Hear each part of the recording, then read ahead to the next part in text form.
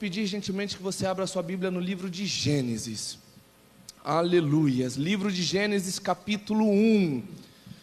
Glória ao nome do Senhor Jesus. E como eu sempre digo, enquanto você vai procurando, você vai glorificando o nome do Senhor. Aleluia. Gênesis é o primeiro livro da Bíblia, né? Gênesis capítulo 1. Quantos acharam? Diga amém. Amém. Vamos ler os primeiros 3 versículos e depois nós vamos pular para o versículo 11. E diz assim, o epígrafo: a criação do céu e da terra e de tudo o que neles se contém. Versículo 1. No princípio criou Deus os céus e a terra era sem forma e vazia, e havia trevas sobre a face do abismo, e o Espírito de Deus se movia sobre a face das águas. E disse Deus: haja luz, e houve luz. Versículo 11. E disse Deus: produza a terra erva verde, erva que dê semente, árvore frutífera que dê fruto segundo a sua espécie, cuja semente esteja nela sobre a terra. E assim foi.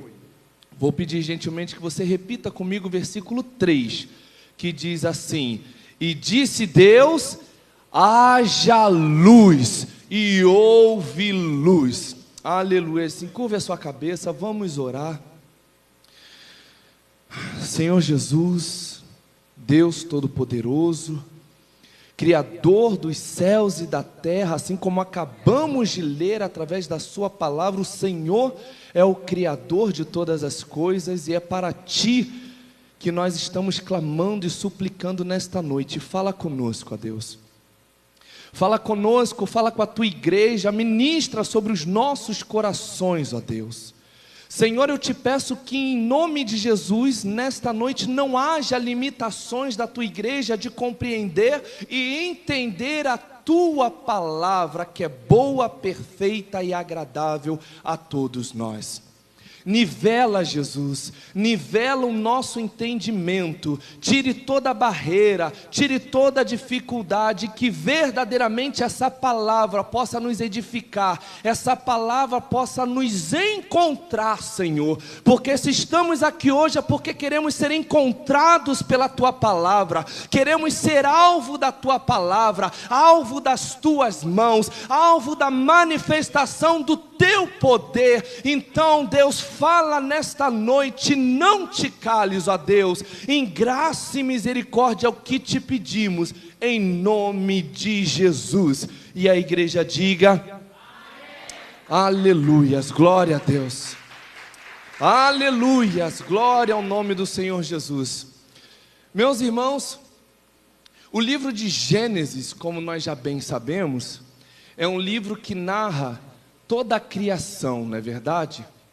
A gente vê nos primeiros capítulos Deus criando, Deus se manifestando e criando tudo com o poder da sua palavra. Deus criando em um ambiente onde não tinha ninguém para manifestar a sua fé, mas ainda assim, por tamanho poder, Deus foi capaz e é capaz de criar todas as coisas. O livro de Gênesis é o livro que traz para nós o surgimento de tudo, do orgulho, da arrogância, da inveja. É o livro que realmente de cara já aborda a natureza pecaminosa do homem. Mas de igual modo, o livro de Gênesis também é um livro que já demonstra a graça, a misericórdia e o amor de Deus pela sua criatura. E apesar do livro de Gênesis ser o primeiro livro da Bíblia, na verdade o livro de Gênesis ele não foi o primeiro a ter sido escrito. Ele foi posto como primeiro, mas os estudiosos atestam, os doutores linguísticos, eles atestam que o primeiro livro a ter sido escrito na história da Bíblia foi o livro de Jó.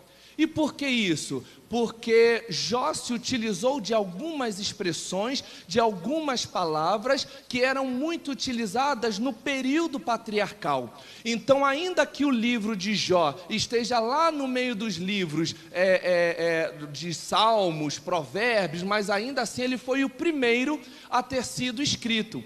Como assim, doutores linguísticos?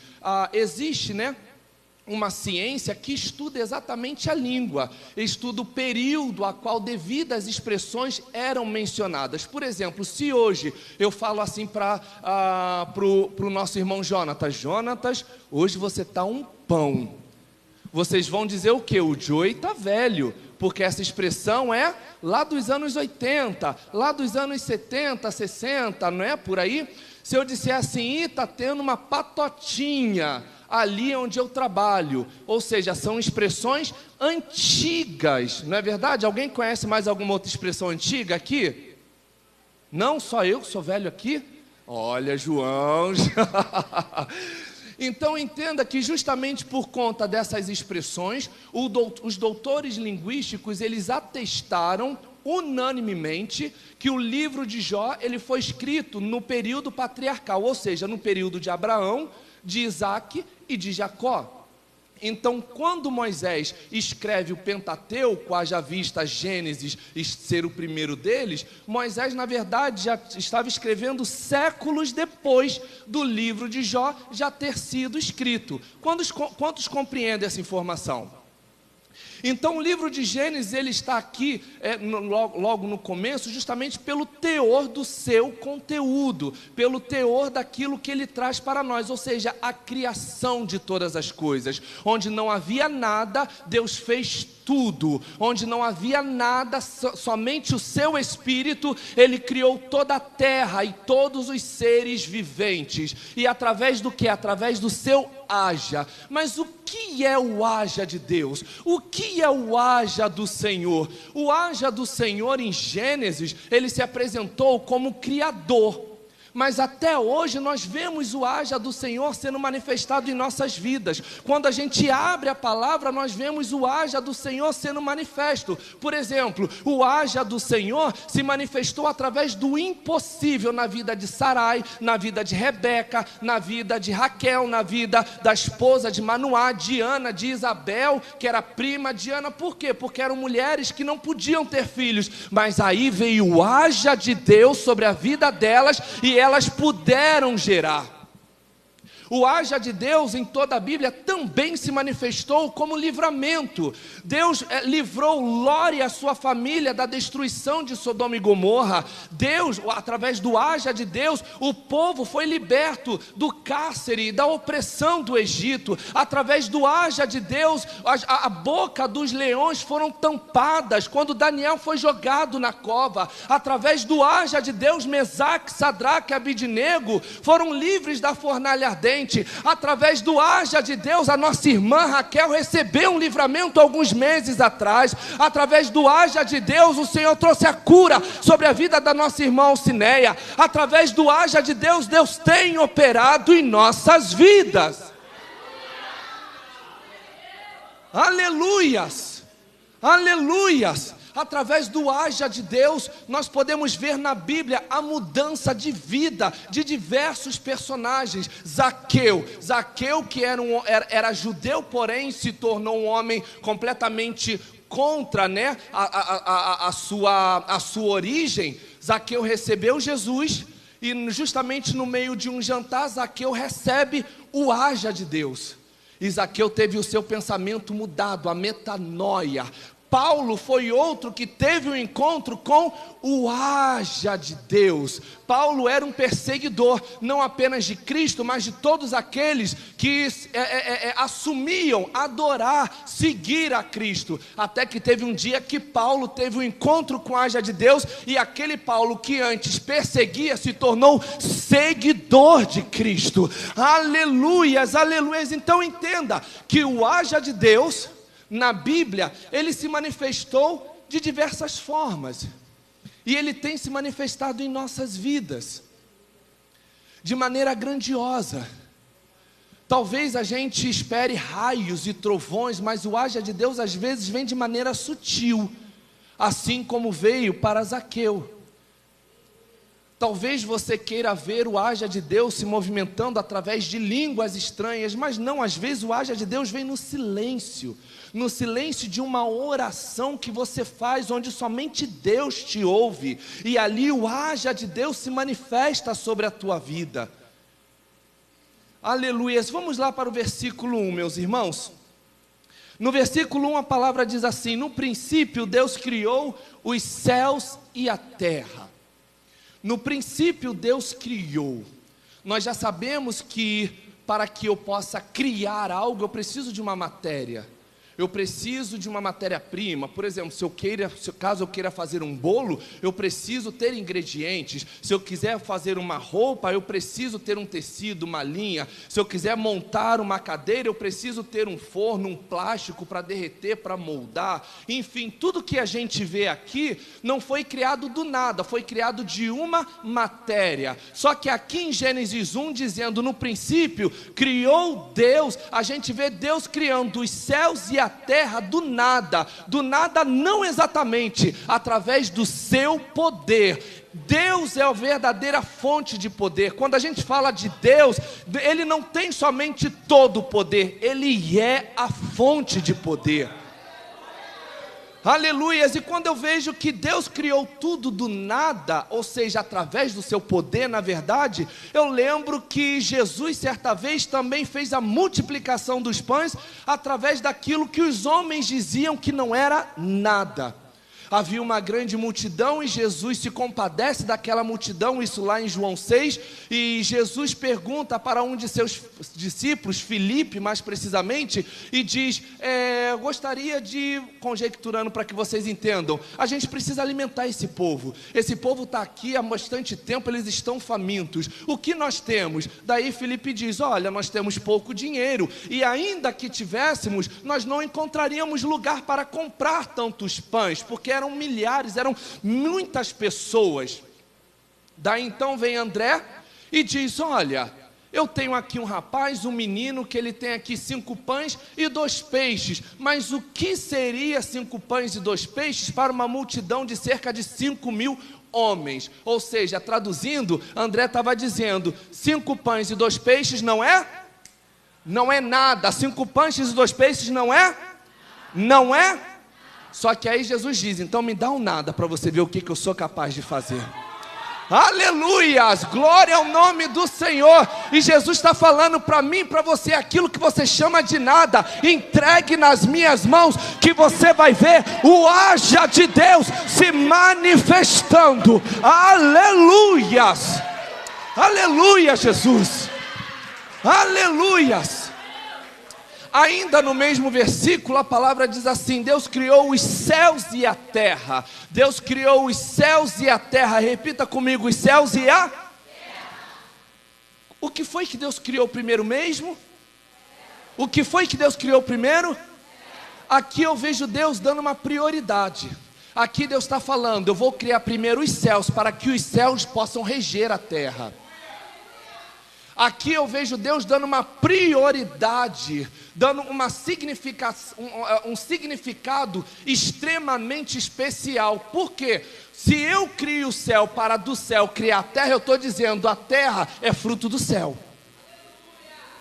Aleluias, não é à toa que o próprio Senhor Jesus em Mateus 6,36 falou, buscai primeiro o reino 2, buscai primeiro o reino 2, e a sua justiça e as demais coisas vos serão acrescentado. Deus, justamente pensando como Jesus, sendo eles a mesma pessoa, né? O próprio Senhor Jesus disse, eu e o Pai nós somos um. Então aqui a gente vê Deus criando tudo do nada, a gente vê Jesus multiplicando os pães e os peixes do nada. Aqui a gente vê Deus criando os céus e a terra, e a gente vê Jesus chamando a atenção para a importância que nós devemos tratar a obra, ou seja, precisamos valorizar as coisas do céu, meus irmãos. Vamos embora, precisamos valorizar as coisas do céu. Aleluias, as coisas do céu. Quando a gente entende que o céu é que rege as nossas vidas, nós não damos ouvidos para o que o médico disse. Quando nós temos a plena concepção de que a última palavra vem dos céus, a gente não dá ouvidos para as perturbações, para as acusações, para as afrontas. Quando a gente percebe que quem nos guarda está nos céus, olhando tudo, porque dos olhos de Deus nada e nem ninguém escapa, nós podemos ter a segurança e andar com tranquilidade, porque eu ando na terra, mas eu estou sendo guardado pelos céus. Aleluias, glória ao nome do Senhor Jesus. No versículo 2, meus irmãos, a palavra diz assim: e a terra era sem forma e vazia, e havia trevas sobre a face do abismo, e o Espírito de Deus se movia sobre a face das águas. Aqui a gente vê claramente, não precisa de nenhuma grande revelação, que a terra nesse cenário, ela estava sem forma, ela era vazia, mas nem por isso o Espírito Santo de Deus deixou de ter o controle total de todas as coisas. Você vê que o Espírito estava pairando, ou seja, o Espírito estava sobre a terra, e uma vez que o Espírito estava sobre a terra, ainda que sem forma e vazia, mas ele estava no controle de todas as coisas. Aleluia. Deus está falando, talvez você olhe para a sua vida e você veja a sua vida sem forma e vazia, mas ainda assim ela está no controle das minhas mãos. Talvez Marta e Maria, olhando o seu irmão sepultado, tenham dito: agora a nossa vida está sem forma e vazia, mas não, estava tudo no controle de Jesus. Não é à toa que quando ele chegou, ele disse: tirai a pedra. Para quê? Para você ver uma terra fértil que está prestes a sair daí de dentro. Lázaro, vem para fora. E Lázaro saiu demonstrando o poder de Deus, o poder de Jesus. Aleluias. Ainda que talvez você esteja chorando por uma determinada situação, tenha certeza, o Espírito de Deus está aí. O Espírito de Deus está pairando sobre você. Nós precisamos crer, nós precisamos acreditar, até porque nós não vivemos por aquilo que nós vemos, mas por aquilo que nós acreditamos, e precisamos acreditar na palavra de Deus, precisamos acreditar no alimento dos céus, amém? E no versículo 3, voltando, me desculpe, o Espírito de Deus pairava sobre a face das águas. Existe algumas pessoas que dizem que o Espírito de Deus, ele só foi manifesto, ele só foi derramado através de Atos 2, e de fato, em Atos 2 houve o derramar do Espírito, mas como eu sempre digo, se eu digo que algo derramou, é porque antes já estava cheio, antes já estava. Então a gente vê o Espírito Santo de Deus atuando desde o começo de Gênesis. Não é à toa que a gente vê em diversos cenários a palavra dizendo assim: e o Espírito de Deus tomou Davi, e o Espírito de Deus tomou Sansão, e o Espírito de Deus tomou Saul. Por quê? Porque era justamente a manifestação do Espírito de Deus, que no Antigo Testamento não se chamava Espírito Santo, ele só passou a se chamar Espírito Santo no Novo Testamento. Então veja que desde sempre, ele sempre se manifestou, ele sempre existiu. Por quê? Porque o Espírito Santo, Deus Pai e o Deus Filho, eles são o mesmo, é a Trindade. Não é à toa que em Gênesis 1:26 a gente vê o Deus Pai falando: façamos o homem a nossa imagem e semelhança. Façamos quem? Façamos eu, Deus Pai. Façamos quem? Façamos eu, Deus Espírito Santo. Façamos quem? Façamos eu, Deus Filho. Então o Espírito Santo de Deus, assim como o próprio Jesus, eles sempre estiveram na palavra, de Gênesis a Apocalipse. Aleluias. No versículo 3, a palavra diz assim: e disse Deus: haja luz, e houve luz. E disse Deus: e houve luz. E disse Deus: Aleluias. Meus irmãos, eu louvo a Deus por essa palavra. Aqui está um momento que eu preciso que você redobre a sua atenção para que você entenda exatamente o que Deus revelou para mim. Pelo menos eu nunca tinha tido essa leitura da palavra. Quando Deus diz, haja luz, existe um mistério através desse haja. E que mistério é esse? A gente vai ver lá em João 1, versículo 3, a palavra dizendo assim: todas as coisas foram feitas por Ele. Ele quem? Jesus. Ele quem? Ele quem?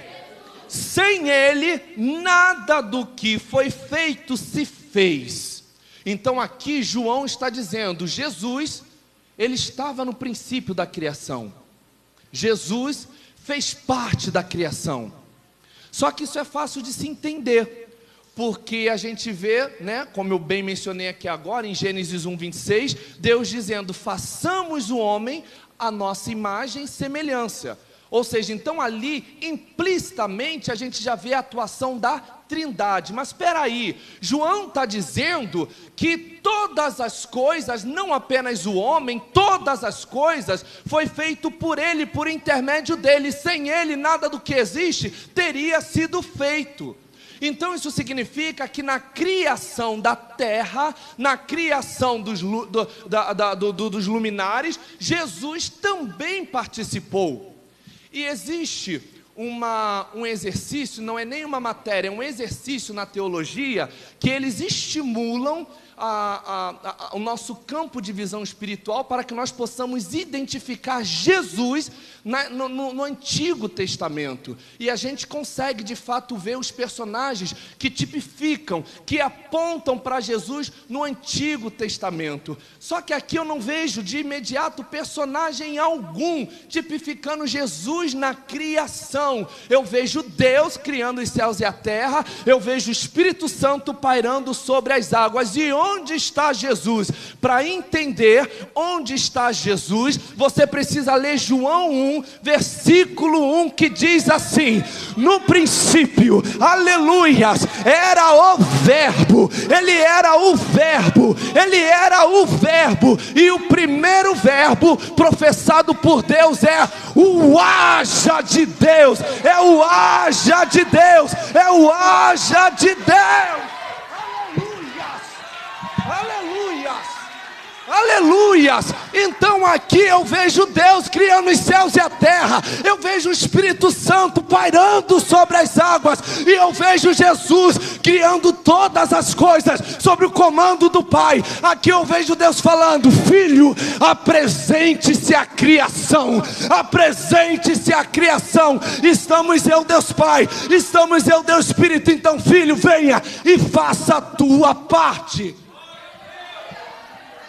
Aleluias, aleluias, aleluias. Então, de uma vez por todas, eu entendo através da palavra que o haja de Deus é Jesus Cristo de Nazaré. É o verbo que se fez carne. A palavra do Senhor está dizendo, eu não estou inventando, está dizendo assim: no princípio era o verbo. O primeiro verbo professado por Deus Pai foi: haja, haja, haja luz. E houve luz em meio à escuridão, haja luz em meio à terra que não tem forma, haja luz em meio à terra que está vazia, haja luz, haja luz. Aqui era Deus falando: filho, manifeste-se, filho, apresente-se. Aleluia, aleluia, Jesus. Aleluias, aleluias. Deus vivo, Deus santo, Deus criador, Deus de poder e glória. Aleluia, aleluia, aleluia. Oh Jesus, agora vocês devem entender o porquê que eu estava tão tenso. Porque é algo que eu confesso que aos olhos naturais é complexo de se entender. Aos olhos naturais a gente não consegue juntar as peças. É necessário que Deus realmente se revele. E eu glorifico a Deus por essa revelação. Por quê? Porque a revelação foi dada a mim? Não, a revelação está sendo dada a nós. Aleluias, não importa se veio por intermédio de mim, das pastoras, dos diáconos, a palavra está sendo liberada para a igreja, a casa de oração, Nova Aliança. É o haja de Deus, é o haja de Deus. Aleluias. E ainda estudando sobre o haja, eu percebi que em todo o processo de criação, Deus, Ele liberou apenas 4 hajas, apenas 4. O primeiro deles, como nós já bem lemos, está no versículo 3, que diz: e disse Deus, haja luz. O segundo haja e também o terceiro, eles estão no versículo 6, que diz assim: e disse Deus, haja uma expansão no meio das águas, e haja separação entre as águas e águas. E glória a Deus, porque é exatamente essa palavra que Deus deu para a nossa pastora Lúcia como base, para que nós possamos viver o ano de 2024. E o quarto haja, ele está lá no versículo 14, onde disse assim: disse Deus, haja luminares na expansão dos céus, para haver separação entre o dia e a noite, e sejam eles para sinais e para tempos determinados, e para dias e ano. Então aqui nós vemos, em todo o livro de Gênesis, apenas 4 hajas. Quantos hajas? Quantos? É claro que Deus, ele continuou criando muitas coisas com o poder da sua palavra, mas o haja, ele foi liberado apenas 4 vezes. E eu, eu gosto de investigar, eu gosto de pesquisar, e eu lembrei que o número 4, dentro da numerologia bíblica, e eu torno a repetir, os números, eles não possuem poder algum, mas eles nos auxiliam a entender alguns cenários. Então, o número 4, a gente entende através da própria palavra de Deus, que é um número que traz estabilidade, e é um número que traz mudança de ciclo. Quando eu vejo Deus liberando 4 hajas sobre a terra, que antes era sem forma e vazia, aqui eu vejo Deus falando: a sua vida até agora não tem forma, a sua vida até agora é vazia, mas eu estou trazendo estabilidade, e eu estou trazendo mudança de ciclo. Então haja luz sobre a sua vida. A terra era sem forma e vazia, assim como a minha vida, assim como a sua vida outrora. Mas quando a gente recebeu o haja de Deus, a nossa vida passou a ficar estável, passou a ficar equilibrada. Aquilo que antes nos atormentava, que tirava o nosso equilíbrio, foi repreendido pelo poder do sangue vertido na cruz, nos capacitando a andar nivelado, sem que haja qualquer tipo de alteração. Aleluias! O haja de Deus, ele tem esse poder de trazer mudança de ciclo para a nossa vida, de trazer estabilidade para a nossa vida. Joe, haja de Deus, o que é isso? Eu já falei, o haja de Deus é Jesus. Quando você tem Jesus na sua vida, verdadeiramente, você tem uma mudança de ciclo, você passa a ter uma estabilidade. Eu gostaria, com todo respeito, é claro, de contar brevemente um testemunho da nossa irmã Kelly. Ontem mesmo, antes da vigília começar, eu falei: Kelly, eu estava lembrando de você exatamente quando eu estava fazendo a palavra. Por quê? Porque eu vejo o haja de Deus na vida da Kelly.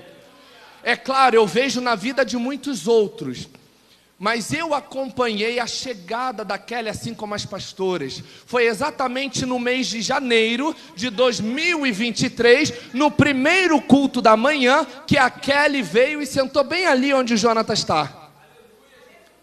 E daquele dia em diante, ela entrou sem forma e vazia, mas saiu com haja de Deus. Aleluias! E o haja de Deus tem se manifestado na vida dela desde então. Quem olhava para Kelly antes e quem olha para ela hoje é irreconhecível, até mesmo para a gente que viu ela chegando, ao meu ver, é outra pessoa. Por quê? Porque o brilho do haja de Deus tem brilhado constantemente sobre a vida dela. E é exatamente esse haja que eu quero que brilhe também na vida de todos vocês. Aleluias, na vida de todos vocês. Nós somos carentes, nós precisamos do haja de Deus nas nossas vidas. E daí, no versículo 11 de Gênesis, a gente vê a palavra dizendo, versículo 1, versículo 11, como nós já lemos. E disse Deus: produza a terra erva verde, erva que dê semente, árvore frutífera que dê fruto, segundo a sua espécie, cuja semente está nela sobre a terra. E assim foi. Essa palavra está muito clara. Existem palavras que o pregador, independente de ser eu ou qualquer outro, não tem muito trabalho para explicar. A palavra ela é clara, direta, objetiva. Aqui a gente vê claramente Deus não liberando haja, mas capacitando a terra para que ela mesma produzisse as árvores, as ervas, os frutos. E o que eu quero trazer com essa palavra? Que na verdade foi a palavra tema, né? Todo o restante foi a introdução que tomou por demais a ministração, e glória a Deus por isso. Mas essa palavra ela é tão clara, ela é tão objetiva que eu não vou levar nem 5 minutos. Porque aqui a gente vê Deus justamente capacitando a terra para fazer aquilo que futuramente ela mesma iria precisar. Talvez você não esteja entendendo, Deus está falando, talvez você esteja clamando por um haja, quando Deus na verdade já te capacitou para fazer aquilo que só compete a você fazer. Deus está falando, existem determinadas situações que o haja não vai resolver, não porque ele não tenha poder, mas porque ele já te capacitou. Meu Deus do céu, eu preciso de uma porta de emprego, eu preciso do haja do Senhor. Deus está falando, eu já te capacitei. Comece a distribuir currículo. Talvez você esteja dizendo: Senhor, eu estou passando por este problema de saúde, eu preciso ver o haja do Senhor na minha vida. Deus está falando, eu já liberei a receita, eu já liberei as consultas, eu já liberei os exames, eu já liberei até mesmo a cirurgia. Basta você perder o medo e se permitir. Aqui está muito claro, Deus ele poderia ter criado as ervas, as árvores, mas Deus deu essa incumbência para a terra. E não para por aí não, apesar de nós não termos lido, mas no versículo 20 também fala assim: e disse Deus, produzam as águas abundantemente répteis de alma vivente, e voem as aves sobre a face da expansão dos céus. Então aqui a gente vê Deus capacitando não apenas a terra para criar as ervas, as árvores, as plantas, como também o mar para criar os peixes, os répteis e tudo aquilo que nós vemos e que nós até então acreditávamos que tinha sido feito por Deus. Sim, Deus capacitou, mas Deus se utilizou exatamente daquilo que Ele já tinha criado. Deus criou a mim e a você para que nós possamos fazer grandes obras no nome de Jesus. No nome de Jesus. No nome de Jesus. Só o instrumental. Só o instrumental. Feche seus olhos, meus irmãos. Não olha para mim não, feche seus olhos. Feche seus olhos e abra o seu coração. Nós acabamos de louvar que é a dupla honra. Nós acabamos de louvar que há esperança. Nós acabamos de louvar que sim, haverá uma festa. E com esse louvor, e não apenas com esse louvor, mas também com a palavra, nós aprendemos que há tempo para todas as coisas. Há tempo de sorrir, há tempo de chorar, há tempo de temer inclusive, mas vai chegar o tempo do fortalecimento, do encorajamento. O tempo vai chegar, porque com ele o haja de Deus virá.